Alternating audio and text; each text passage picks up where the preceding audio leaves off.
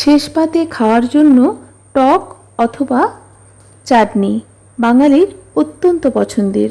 নমস্কার বন্ধুরা, আজ আমি অপূর্ব স্বাদে মৌরলা মাছের তেঁতুল দিয়ে টকের রেসিপি আপনাদের সাথে শেয়ার করছি।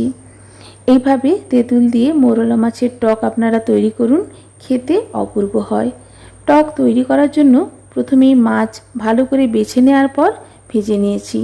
এরপর 10 মিনিট ধরে জলে ভিজিয়ে রাখা তেঁতুল থেকে হাতে করে এইভাবে চটকে তেঁতুলের পাল্প অথবা কাঠ বের করে নিচ্ছি।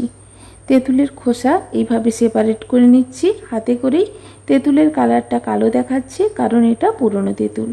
এরপর কড়াইতে 1 চামচ সর্ষের তেল দিয়ে 2 আধখানা করা একটা শুকনো লঙ্কা, 1/2 চামচ মতো কালো সর্ষে ফোড়নে দিয়ে দিচ্ছি তেঁতুলের পাল্প।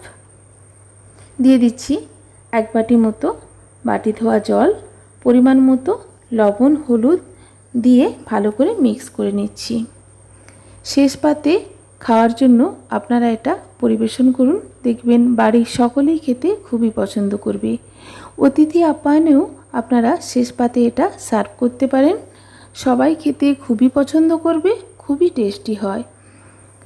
দেখুন, মিনিট 2 সময় ধরে গ্যাসের ফ্লেম মিডিয়ামে রেখে তেঁতুলের পাল্প ফুটিয়ে নেওয়ার পর এখানে আমি স্বাদ মতো চিনি দেব। চিনি এবং নুনের ব্যবহারটা এটা আপনাদের একান্তই নিজস্ব ব্যাপার, যতটা খেতে পছন্দ করবেন সেই অনুযায়ী এখানে দেবেন।